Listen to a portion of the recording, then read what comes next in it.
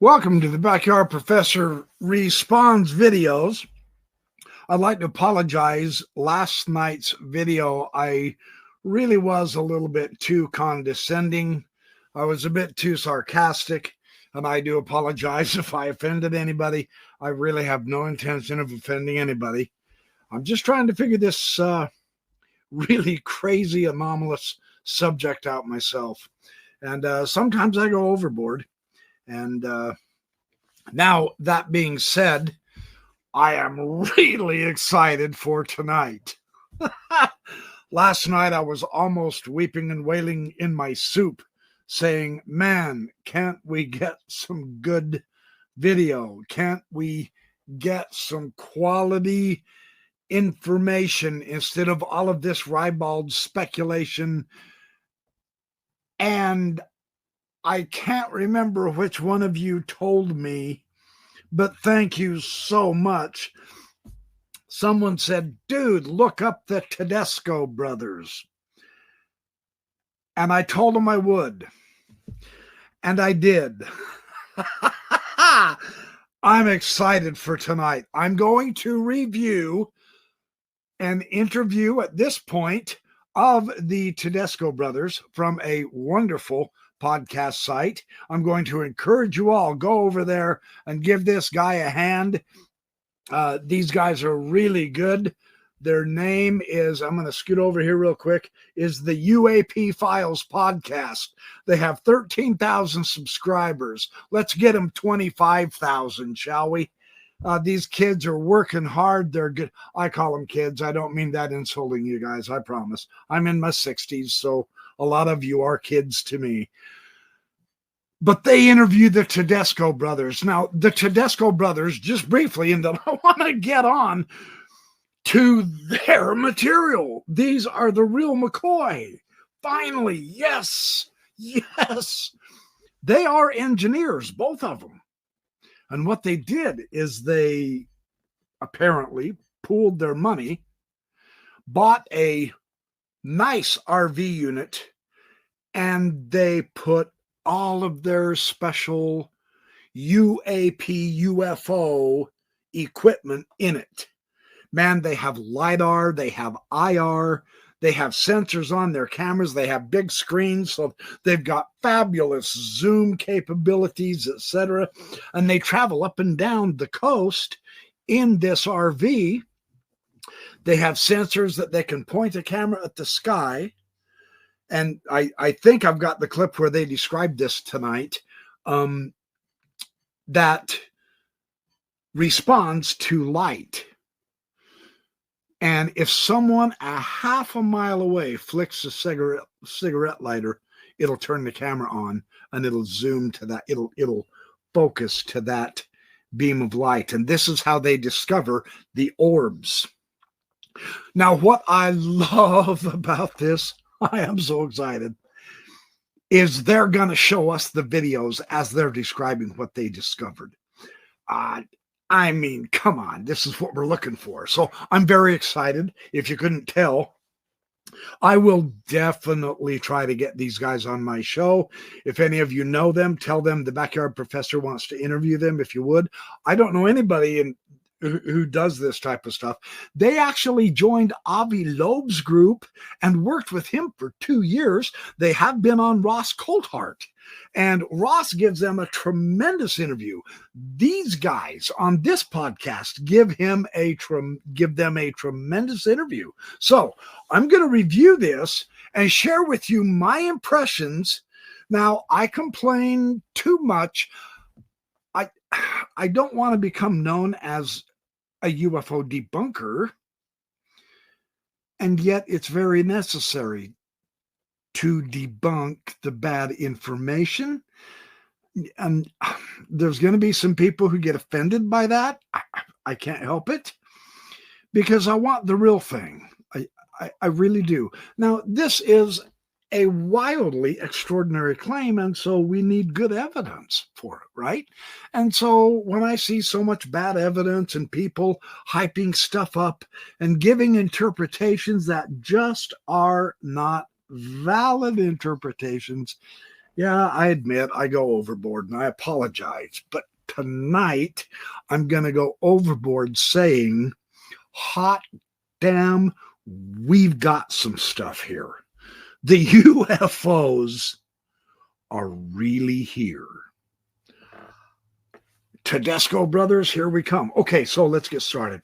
Hang on, let me get on with this. These guys, and they're the real deal. I mean, they're both engineers. They have the equipment. They know how to use the equipment. They know what they're looking at. They admit when they don't know what they're looking at. They don't just stupidly start speculating about this and that and thus and so. They're really trying to be as valid as they can, and I am so appreciative of that. So let's see this first couple of moments. Sort of that you observed was outside of the visual spectrum, because I'm really interested in what might be there in plain sight, if you like. Well, we probably collected 40 to 50 videos of Now, Jerry's face here, he's got a little bit of a lax side of his face because he's getting over some Bell's palsy. But he was afraid he was going to slur his speech. He doesn't at all. He's easy to understand. But this is Jerry, and the other guy is John. Objects that were very highly anomalous, that wouldn't match the prosaics, and these were all outliers. And of course, some of them are pretty extraordinary. Yeah, and they of course that's over a 2-year period. Yeah. Now, what? Oh, that's a good spot to stop right there. Look at that. Listen, here's what I want to say about this.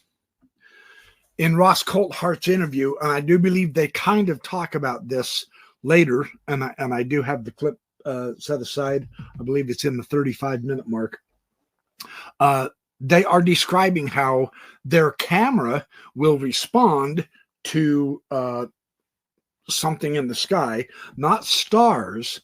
I do believe this camera goes with the brighter objects. When something blinks on, the camera will point to it. Their sensor will find it. They say they have found geometric objects in the sky. Now, there are orbs also. See, this is the Backyard Professor updating with valid information. And I know it's almost like no matter what I say, I'm going to offend someone. That's not my intention at all. I just want to find the reality, okay? So please just bear with me while I learn how to navigate these rough waters of ufology. And everyone I am so thankful for researching in this. Everyone, all of us YouTubers. I have no intention of making enemies of anyone, right? So notice the geometry of this figure. This, my dear wonderful audience, is no airplane. They don't mistake airplanes for UFOs or UAPs. Okay? And they do talk about this. This is really cool. You know, It doing it. Yeah, it would happen. These things would come out randomly. Most of these things were orb-like objects that we would see that would suddenly appear, disappear. They would loiter along the shoreline, and this would happen after the air traffic would even come to a close. After like midnight, most of the air traffic stops. There's also we mapped out the flight corridor, so this was away from the flight corridor. That was the other thing that happened. These objects, and they would just appear out there. Now, notice that beam of light coming up at that square or geometric object. That is their LiDAR beam. They say that. They describe that. What they're doing is they are shooting their LiDAR beam at this UFO and trying to get a reflection back on it. And they talk about this a little bit later. It is really interesting what they say about this. I just want you to notice that's them shooting that LiDAR at this UFO to get it to reflect. sometimes in pairs, sometimes in clusters, but they were very extremely bizarre looking, and their behaviors were very strange. Now this is And I would say about 15% of the overall sightings this is a different one. Now watch what this thing does. This is staggering. They described this in the Ross Coulthard interview. were anomalous. Out of what was being Be patient. They lose the camera for a moment, then they put it back up there. observed, what was being detected, that sort of thing. That's fascinating. I mean, it only takes one to make the whole thing worth investigating, doesn't it? But and this it seems that the objects that you've recorded, it seem to be historically involved with sort of air shows and aircraft. That ball of light moved up into that cloud to that other fuzzy light, and they disappeared. They described this as it appears. Now we don't know, but that was a UFO either meeting another UFO up there in the cloud that we could only see as a fuzzy piece of light, or it was boarding it and they disappeared together. Now that is extraordinary footage, in my opinion. This is just staggering.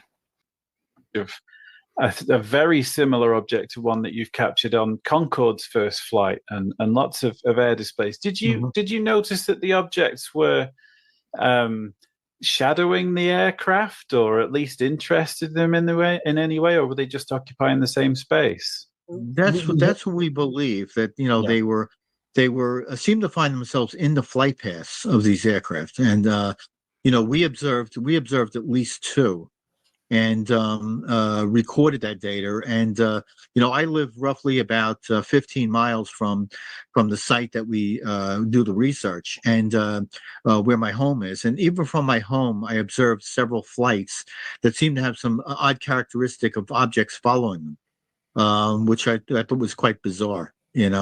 So it seems to be on a somewhat regular basis that this is occurring.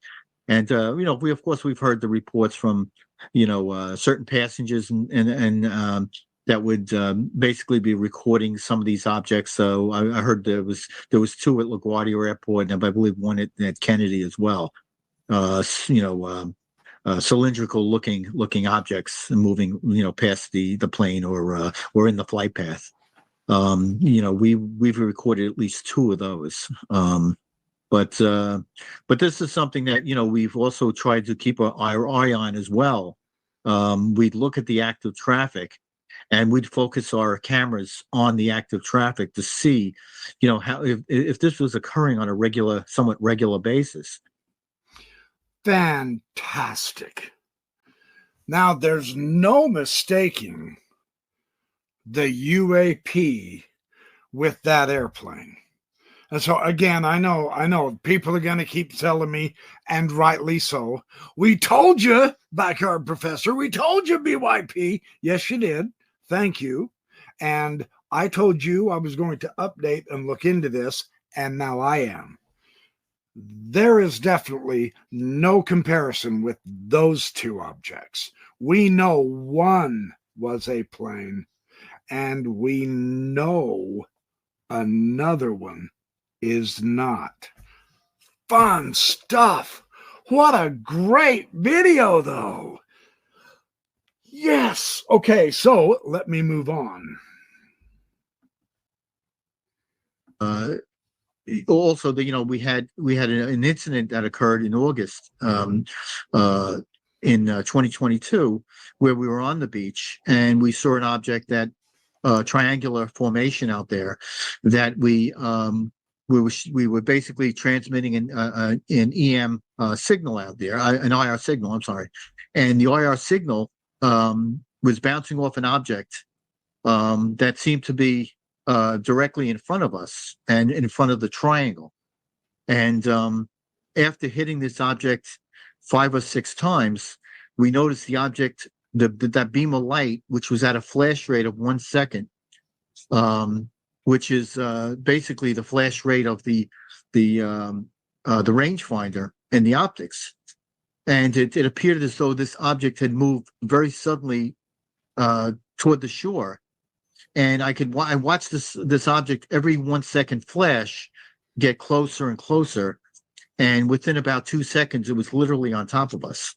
And I believe it was reflecting back our beam at that point. So we did have some, physical issues with that as well. And, I had basically turned at that point to get away from the shoreline.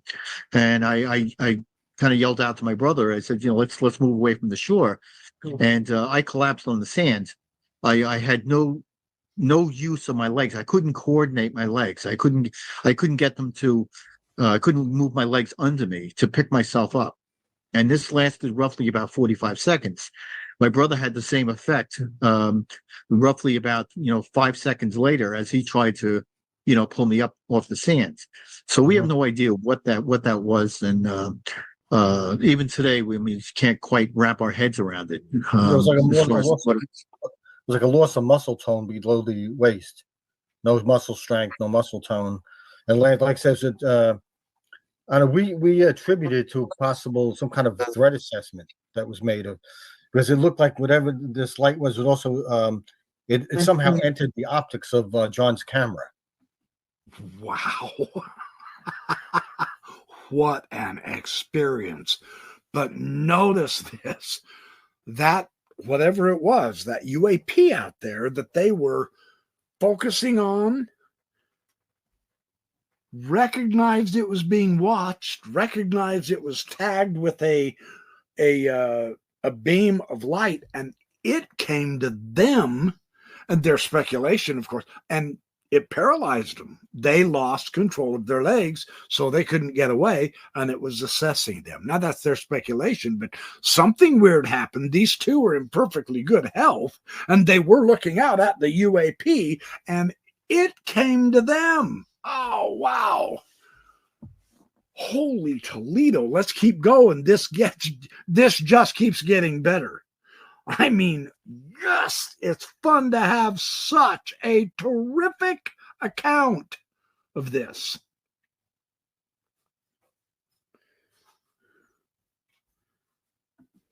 And it actually got beyond the iris, and it was doing things inside the camera. The camera actually recorded a piece of, clip of this. Yeah. And this was unusual physical, error into physical failure to the camera.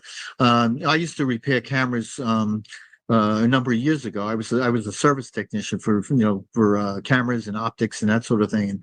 And it's very odd to me that what we had seen in the display in the optics was a large or an intense form of light that had somehow gotten beyond the iris system, the shutter in the iris, with the iris motor controls, the internal shutter, the iris. And it seemed to have overloaded the optics of the camera. So I'm not quite sure, how that could have happened. With further, examination, you also determined that some of the macro settings in the camera were electronically altered, where the camera needed a complete reset and a reinitialization in order to get those settings back. So that was bizarre. I normally see that kind of stuff after, an electrical storm, where you go to in my case, it was a customer's house, whether it was a television or a video product of some sort. And after an electrical storm, they'd say that, the parameters weren't quite right on their electronics. And I would find that the electrical discharge, or the EMI that was developed by lightning, would actually interfere or reset some of these settings, or clear out some of these settings, these memory settings. So that's just similar to what we had down there. That is so remarkable, how it getting closer to them like that affected the settings and the electronic of their equipment. Now, it didn't damage it, so far as that I understand, but they did have to recalibrate stuff. wow. I mean, there's a UFO experience. That wasn't a jet plane without question. And what could cause that kind of an interference? Not a drone that I'm aware of. Maybe if it's got a bunch of equipment, but they're describing these as light. They're not talking about craft. These are orbs of light. These are weird geometric shapes of light, so far as I can understand what they're saying. So this is a very interesting mystery. And the other thing I should say is in that video clip we have, you actually hear mechanical clicking inside with the camera. You hear a mechanical manipulation of some of the components inside the camera. Right, Wow, right, and extraordinary. yeah, I mean, we had three cameras that were affected by EMI. There was some strong electromagnetic interference. And in fact, one camera completely failed. right, Wow. and two of the cameras had to be reinitialized. Yeah. That's fascinating. I've heard of. I mean, not for a second am I saying, oh, it's Russian, but I know Russia explored as a means of stealth using plasma fields and these orbs. It's been mentioned that the orbs may be plasma related. So would that be any possible byproduct of a close proximity to a plasma? So now he's asking a great question, and they're trying to figure out, is this human or is it something else? Can it have something to do with human technology? This makes perfect sense to ask that question. Their answer is extremely interesting as well. This kind of an experience is, wow, you just kind of go, you're actually fortunate that whatever that was did not consider you a threat. You know what I mean? Be careful what you wish for. I've seen people in the comments saying, yeah, I'd love to have an experience of ET. Yeah, well, hold on to your britches, man. You know, be careful what you wish for, guys and gals. All right, let's keep going here. It's a possibility because we have a UVC detection system. It's a binary and it's a very sensitive discharge with gas tube, a gas sensor. The gas sensor is very sensitive to a specific wavelength of UV, which is they classify as the C band or the C range. The C range is anywhere from 140 to about 200 nanometers, and in a couple of cases we actually detected a large quantity of this that was triggering the sensor and giving us basically a UVC indication, which can only come from possibly a plasma or a discharge, an arc, electrical arc, or some kind of a UVC discharge, even from a flame that can produce UVC radiation. And this, like I said, the system that we use is very sensitive. There's a specific company that we purchased it from, and you can light a cigarette lighter, roughly about a half a mile away, and this detector will be triggered by that flame. Actually, just the arc that will trigger it. Right. And to say this is used for the sensor itself is used in forest fires. It's used by aircraft that actually have to find a forest fire. Right. And it's used mostly by the military uses this particular type of sensor. The other thing is when this particular UV sensor was triggered, we had an orb of light that was passing along the shoreline. It was highly luminous. So we had set the sensor up to see if there was a possibility of a plasma discharge. And it actually triggered the UV sensor 3 times. Wow. As it passed. So our suspicion was possible plasma discharge or a corona discharge, possibly a corona discharge. Mm-hmm. Have you noticed?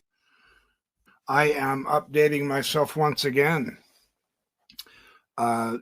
These orbs looks like to me now.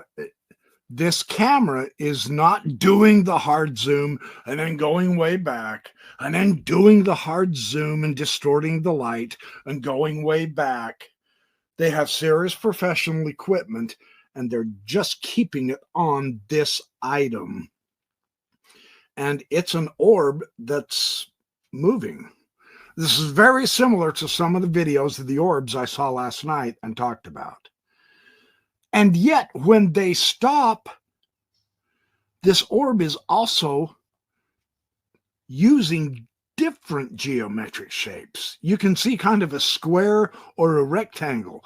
They will describe this later on in the video, and this is very similar, once again, to Chris Bledsoe's description, as well as others, of a geometric figure, a box, a square, a rectangle, within a circle spinning. Ryan Graves talks about this in his interview in Joe Rogan just a couple days ago. He describes when he was an air fighter pilot and they were getting it on radar and all. He's describing this. Utterly fantastically interesting to me. Any, I mean, you mentioned before this that sort of experience, but have you noticed that any sort of connections at all in any of these incidents? I mean, I've seen you talking before about one of the objects potentially being almost playful. You know, any kind of connection? Yeah, a couple of times. If we notice the behavior and awareness of us being there, and actually almost a playful nature. Like there was one video we took of an object, or actually John had with this video, taking this video as he was setting up the hyperspectral camera equipment. Is we called it the peekaboo orb. It would peek behind a sign 4 times, and every time John tried to focus in on it, would move behind the sign. Right, and as I moved the camera away, the object would come back out, and I would swing the camera back around. It would move right back behind the sign again. You know, and wasn't quite sure what distance it was from the camera, but I don't believe it was any more than maybe 25 yards. Yeah, this was an intense orb of light. Right. Was that visible, like optically visible, or was it only visible on your camera? I know that you'd said that you'd spotted it on the camera, but right, it was invisible in the as far as for your eyeballs. I mean, you couldn't see it. It wasn't visible light. It was only in the optics. Because as I was setting up the camera, I didn't notice that there was anything out there until I looked into the viewfinder, and I saw this orb of light. And every time I looked down, I said, you know, that's kind of bizarre, you know. So I moved the camera in that direction, and I'd look up, I wouldn't see it, and then this object would move back behind the sign. And as I moved the camera back again, you know, the object apparently came out. I looked back in the viewfinder, I could see the object again. I moved the camera back to the right, and then of course the object would try to avoid or evade the camera. That is so spectacular. While they're describing it, they show you the video. And this is the infrared camera. They wouldn't have even seen this if they were looking through binoculars.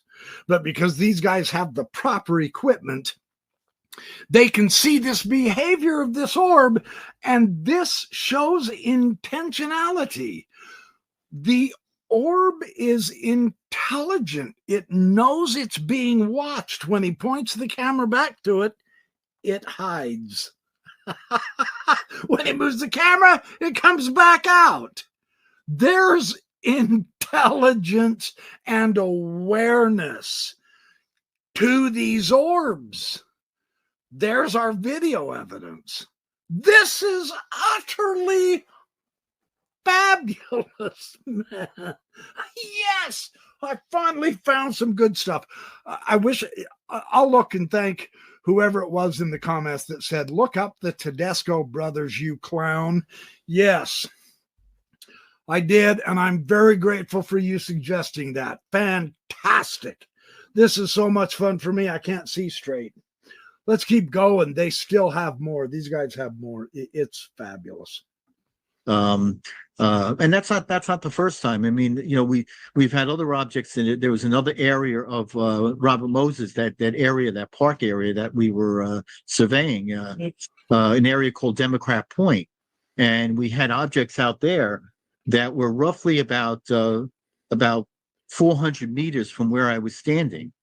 And I had NV night vision cameras on it, focused on it. And whenever I zoomed in to try to look at these objects would suddenly disappear.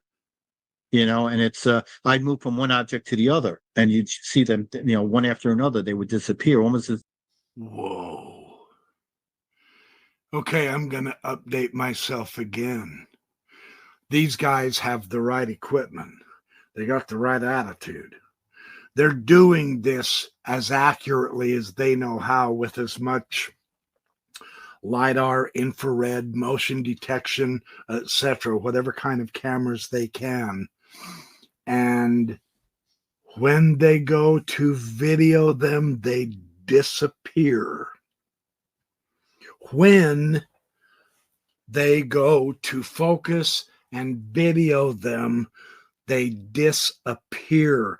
There is an intelligence of knowing that these two creatures down here, these two humans, these monkeys, have this box, and that box is somehow helping these things see us, and we don't want them to see us. We go invisible.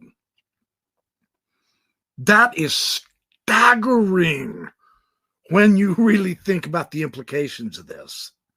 They didn't dwell on it like I am right now, but wow. So the backyard professor is happy based on good evidence. This is what I've been asking for. Thank you again so much for turning me on to the Tedesco brothers, man.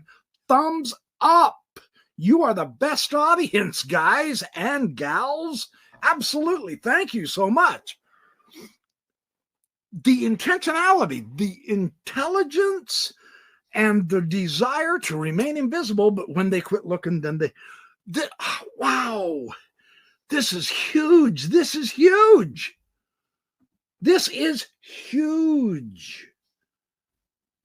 Though they were somehow knew I was trying to focus in on them, with the optical systems. So that was unusual, very unusual, but like I said, it's happened time to time. And, quite recently, within the last month, Gerald and I were out there, and it was roughly, about 2:30 in the morning, Gerald? We had an orb of light. I think it was more like, 12:30. Yeah, more like 12:30. And I had been looking out the front windshield of the RV, the mobile lab, and I saw a bright, almost like somebody had a flashlight looking into the window. So as I tried to mention it to my brother, he observed. He said, "Oh, there's something on the camera," and it was an orb of light. Yeah. It was a round orb of light that I guess descended and then moved quickly, out of camera view. It occurred at the exact same time that I saw this that almost looked like what I described as some kind of a flashlight, a bright beam through the front windshield of the vehicle. And I should say that the camera that I saw it on, we have a PTZ camera that sits on top of the vehicle. So whatever this object was, it descended in front of the PTZ camera and dropped in front of the windshield of the RV. And that's when John saw it. It was within a fraction of a second, a couple or maybe a second. Mm-hmm. Wow. Do you guys still have that sense of sort of adventure? Because it feels like even just. Do you still have that sense of adventure? He asked. Man, I couldn't get that out of my blood if I had that kind of an equipment. But what an experience. And what a fantastic way to capture the experience with equipment. I envy them because I don't have the money to buy this kind of equipment. The majority of us don't. So thank you, Tedesco brothers, for doing this, for taking the time. They describe how there's many nights where nothing happens. They don't see anything, and so they get nothing done. And then there's those very special nights where very cool stuff happens. But man, to have the video there while they're describing what's happening and to see it, that's premium. That I am really having fun here. I hope you guys are enjoying this. Gosh, man, this is so rockin' cool. Quite intense, you know, and when the intensity is not there, you know, it's very difficult to see with the eyes in the visible spectrum. And night vision is definitely necessary. And you know, we'll see objects that seem to have, like, again, some kind of a polyhedral shape to them that rotates within the center of something else, some kind of, maybe possibly some kind of a sphere, possibly, or they're just generating light in such a way that it looks like a ball, you know. And that's been typical over the last 2 years. I would say, yeah. I would say when the luminosity goes up, then you see that sphere of light, a ball of light. As the luminosity drops, is when as we're observing these things, then we notice it had some structure. That we would see this polyhedral type structure rotating, and it was rotating at various angles and various rates. And it seems like if it rotated faster, the intensity of the light would increase. Yeah, sometimes the rotations, it's random as far as direction. Other times it seems to be synchronized to the viewer. You know, you'll see something that looks like a rectangular, some kind of a rectangular shape that is reflecting light or giving off light, luminous energy, and you'll see this thing rotating. You know, and never seem to change its rotation. You know, other times it's random, where we'll see that one luminous side, or possibly a second luminous side, rotate behind it 180 degrees, and when it does, it goes completely dark. It's a dark object, and we've seen those as well. We've seen dark objects that, without some form of light or emitted light source, you wouldn't see them with any of the cameras. So this is so spectacular, because think about the implications of this.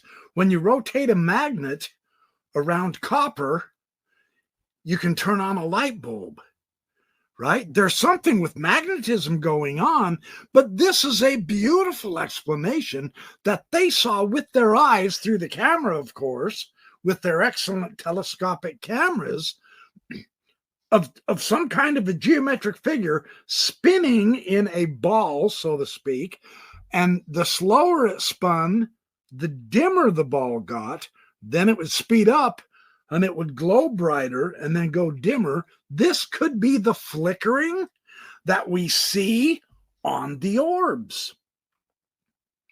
And if a camera points to it and it doesn't want to be seen, whatever it is in their rotating, possibly with a magnetic field and an electrical field, just stops. And that's how it goes dark and you can't see it. This is incredible. This is so cool what they discovered, because now they can describe a physical mechanism that makes them pulsate, glow. Sometimes they'll blink off for 2 or 3 minutes. And he said sometimes the spinning appeared to be random. They'll be dark, and then all of a sudden over here in another part of the sky, bing, they'll blip back on. I've seen videos of them doing that. Other times they sit there and glow. Other times, if a camera points to them and they don't want to be seen, it quits rotating and it goes dark. He saw the mechanism with the correlation of the pulsating and the going dark and the light. That is so stinking cool. Come on, that is cool. Man, I want these guys to be my science class teachers. I love this stuff. Let's keep going. You know, we actually have one incident where we had a torch that we shined a light at it, and we saw this one object that was kind of vague in the IR. And we went to look at that, and when we were moving the light towards that one, there was one that the light reflected off it. It obviously had a reflective surface, and it actually shot out tried to evade the light and actually did an arc around the light and shot off. Right. Yeah. Very, very real high speed maneuver in order to, seem to evade the beam of light that we were transmitting towards it. But we could see the reflection. That was very clear. And like I said, it's and within that beam of light, as we moved the torch back and forth, we could see that object literally had moved around the object that we had been focusing on. And this it kind of fit Lou Elizondo's claim of one of the fire observables, instantaneous acceleration. I mean, this was instantaneous. It just took off. Oh yeah. Wow. So these guys getting really cool and nice, clear footage, steady accumulation of various aspects of these orbs or these geometric shapes, these squares, these flying squares, triangles, etc., corroborate what other people have been saying and know.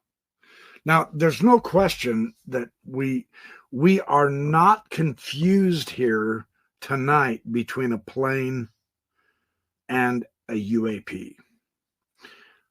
I think that's one of the I honestly think that's one of the cool points about all this. Let's keep going.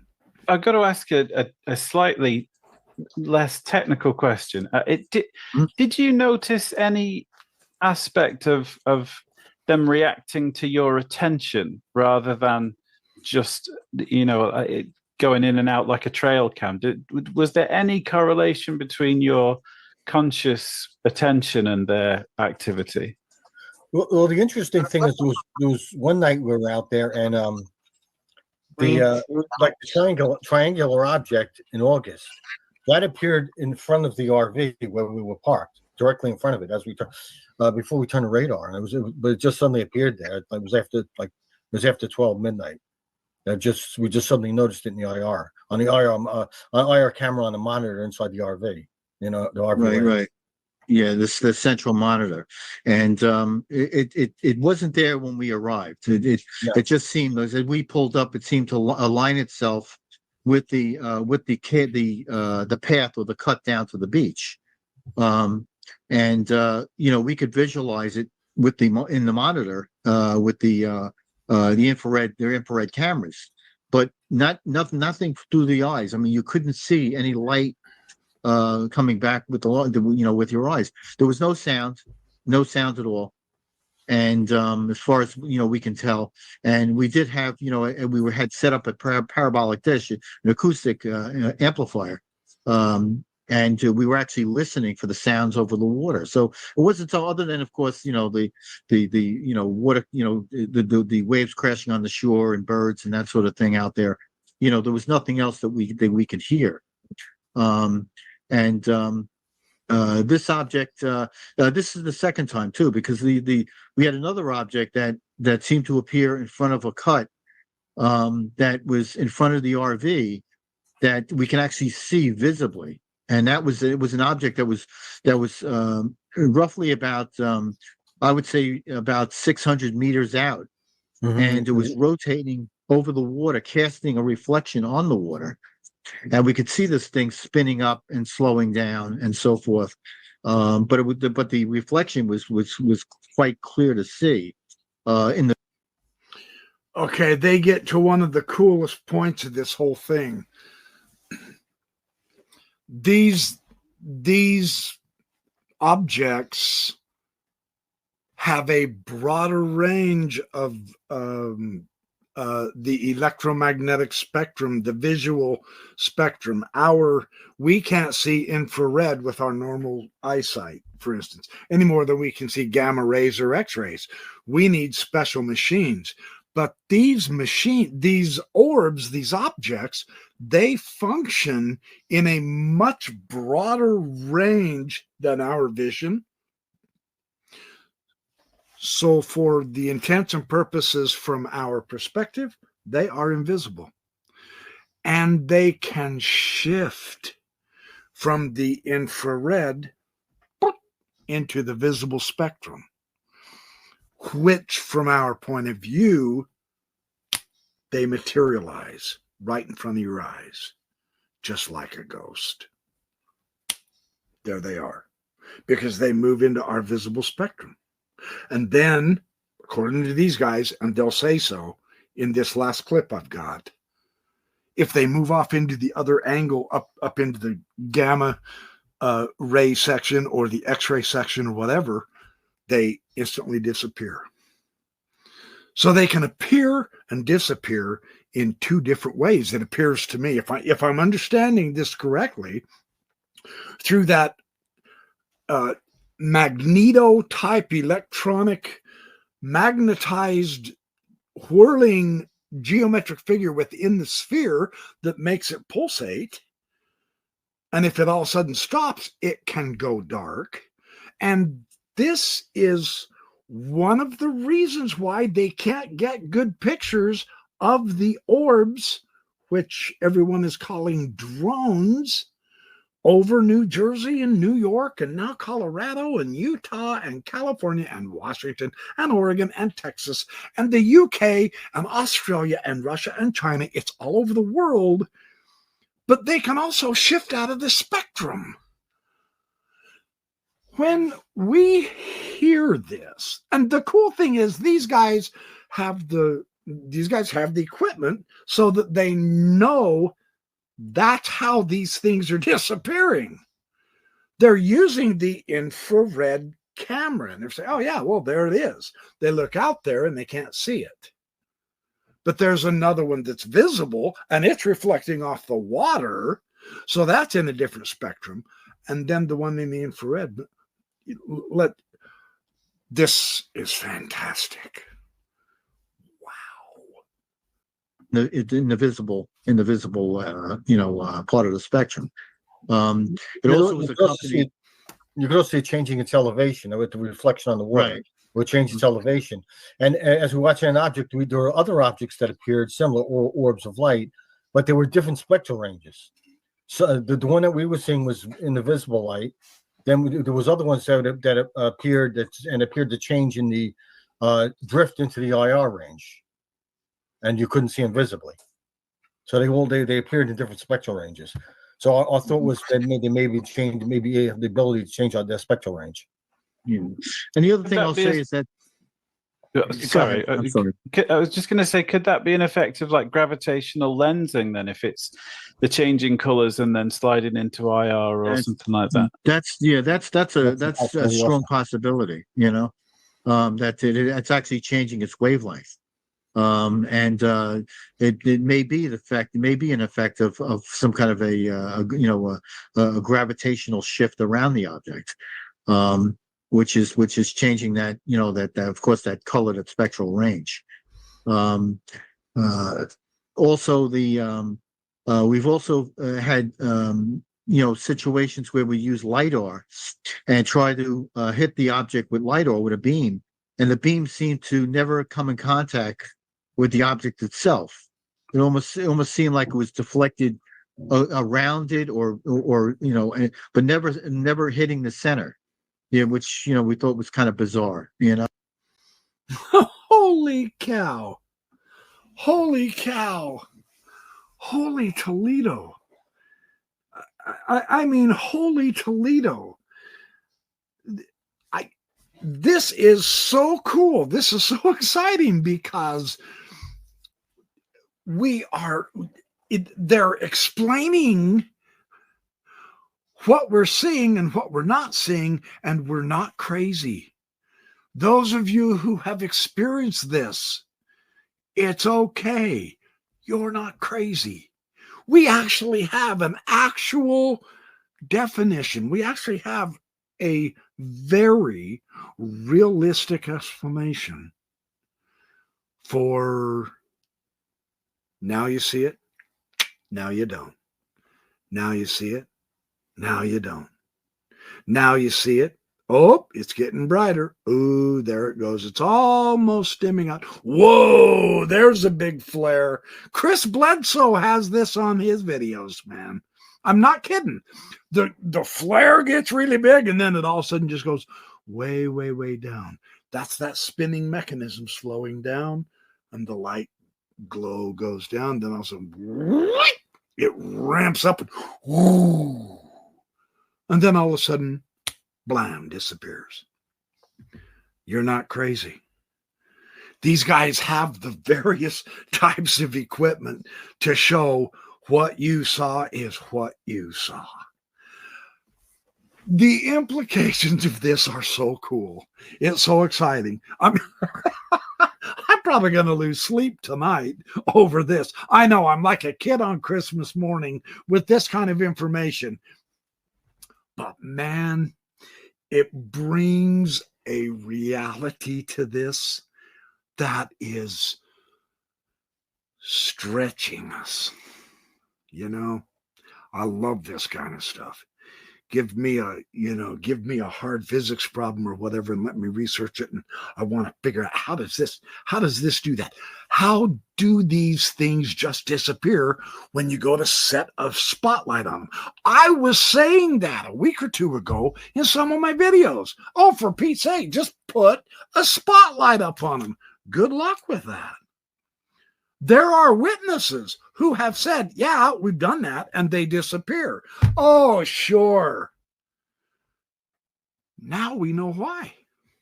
We actually have an explanation that is entirely sensible. We know why. This is huge. And I couldn't be more thrilled. Thank you once again to whoever it was that said, look up the Tedesco brothers. I did.